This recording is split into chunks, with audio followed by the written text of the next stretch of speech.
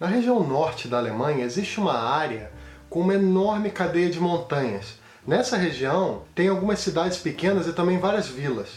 Essa cadeia de montanhas, essa cordilheira, é conhecida como Harz. Seu ponto mais alto é uma montanha chamada Brocken, que eu acho que em alemão se pronuncia algo como Brocken ou algo assim, que é inclusive o ponto mais alto de todo o norte da Alemanha. Essa região é quase mítica, né? Ela já foi usada, por exemplo, como cenário do clássico Fausto e também em alguns contos dos irmãos Grimm. Existe até uma trilha no Harz chamada Trilha das Bruxas. Por se tratar de uma região muito bonita, com muita natureza, rios, lagos, acaba que tem bastante turismo por ali. Vários tipos de esportes e atividades são feitos naquela região, só que a mais popular de todas as atividades é, por incrível que pareça, a boa e velha caminhada. Mas é importante saber que isso daí não é uma coisa de agora, né? Não é uma moda, por exemplo, ou algo parecido. É mais uma espécie de tradição. Isso porque a caminhada nas montanhas do Harz, por puro e simples prazer, já é algo comum desde os séculos XVIII e XIX. Alguns escritores dessa época, por exemplo, já caminharam naquela região e deixaram inclusive o registro dessa experiência em seus trabalhos.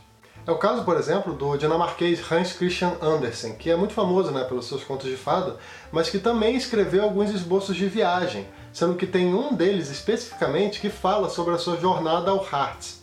Outro escritor muito famoso que passou naquela região foi o Goethe. Ao que parece, ele esteve na região do Harz em 1777, seguindo uma rota, né, que ia de um vilarejozinho pequeno, que, se eu não me engano, é um vilarejo chamado Torfhaus, que ia desse vilarejo até o topo da montanha do Brocken, né? Aquela que eu falei que era a mais alta da região norte da Alemanha. Esse trecho, curiosamente, faz parte hoje em dia do chamado Caminho do Goethe. Por fim, mais um importante escritor que passou por aquelas montanhas foi o poeta alemão Heinrich Heine, que parece que esteve por lá no ano de 1824.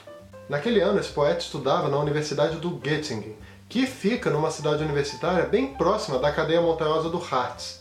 Ele tinha acabado de se matricular na universidade, só que pouquíssimo tempo depois ele foi suspenso por um semestre, porque tinha se envolvido num duelo. Como forma de sair do tédio também daquela cidade, o Heinrich Heine resolveu viajar pelas montanhas. Essa jornada do escritor deu origem a um livro conhecido como Viagem ao Harz, que não é simplesmente uma narrativa de viagem, um roteiro ou um guia turístico. Nesse texto temos diversas reflexões interessantíssimas sobre lendas, sobre comportamento das pessoas, sobre a natureza e várias outras coisas, sempre com um olhar bastante sensível, mas também, vale dizer, bastante sarcástico.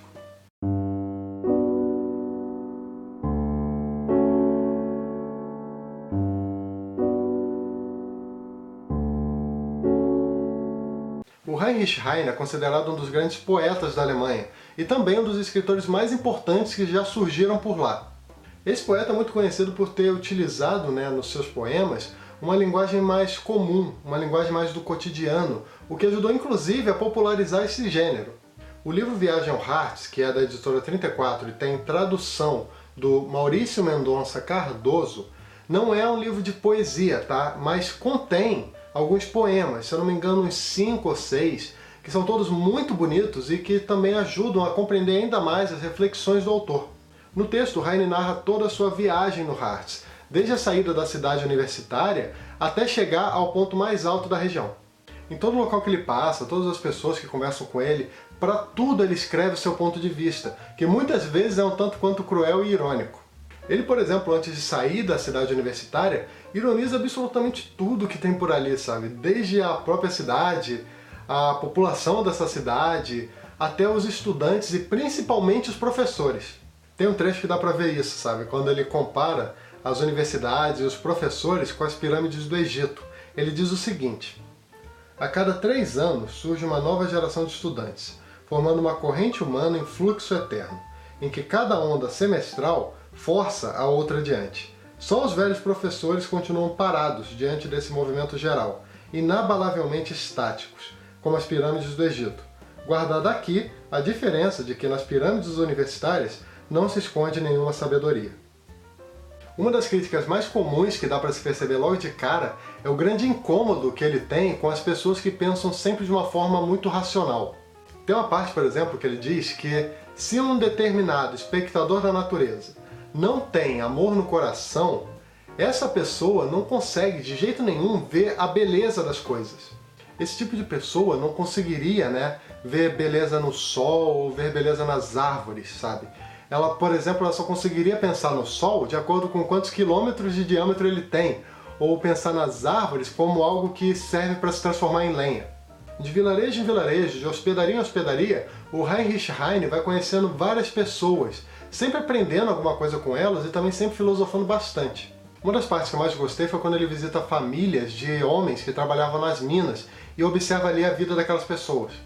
Ele diz que a vida ali não tinha nada de pacata, sabe? Isso porque a imaginação tomava conta do cotidiano. Naquela hora ele faz algumas reflexões bem interessantes sobre uma possível formação dos contos de fadas na Alemanha, que tem como uma das suas principais características objetos que falam, que agem, que têm uma personalidade. Segundo Heine, essas histórias poderiam ter se formado com base na natureza contemplativa das pessoas humildes, que de tanto viver no mesmo local, na mesma casa, principalmente com os mesmos objetos, durante décadas, acabaram usando a imaginação para dar vida a esses objetos, para dar vida a coisas inanimadas. Além de falar sobre contos de fadas, ele também fala sobre histórias de fantasmas e sobre o problema de ler esse tipo de coisa enquanto se viaja. Segundo ele, essas histórias provocam muito mais medo quando você está numa viagem, no meio da noite, num quarto que você nunca teve antes. O elemento do estranho, né, do estar num ambiente desconhecido, acaba tornando tudo muito mais assustador. Muita coisa interessante acontece, né, até ele chegar no albergue que ficava lá no topo do Harz. Segundo ele, ao chegar lá, era como se tivesse sido levado a uma casa no meio das nuvens. O livro Viagem ao Harz é um livro extremamente enriquecedor, é um livro que merece, inclusive, algumas releituras ao longo dos anos e que também pode mudar o seu conceito com relação ao ato de viajar. Dá para dizer que esse livro aqui é uma daquelas ótimas surpresas, né, que nós leitores temos quando nos aventuramos a ler algo diferente. É isso, espero que você tenha gostado dessa resenha e se você gosta também do conteúdo que eu publico aqui no canal e tem interesse em ajudar na manutenção dele, existem duas formas de fazer isso. A primeira seria efetuar qualquer pedido através dos links que eu deixo aqui na descrição, links de várias lojas virtuais conhecidas, tipo Amazon, tipo Submarino, e links inclusive desse livro que eu fiz a resenha, né, o Viagem ao Harz. Se você clicar nesses links e efetuar qualquer pedido através deles, o canal recebe uma pequena comissão. A outra forma é efetuar qualquer pedido na minha loja virtual, a vilelalivros.com.br, que é uma livraria e-sebo. Eu vou deixar o link aqui na descrição para quem quiser conhecer. E se você gostou desse vídeo, não esquece de dar uma curtida que ajuda bastante o canal. Também aproveita e se inscreve aqui embaixo e clica no sininho logo depois de se inscrever, que aí você recebe as notificações cada vez que eu lançar um vídeo novo aqui no canal. Também deixa um comentário falando se você já leu esse livro, se você quer ler. Também compartilhe esse vídeo com seus amigos através das redes sociais. E eu também quero te convidar para visitar o meu blog, o leiaparaviver.com.br. Beleza? Então é isso aí. Até o próximo vídeo. Tchau!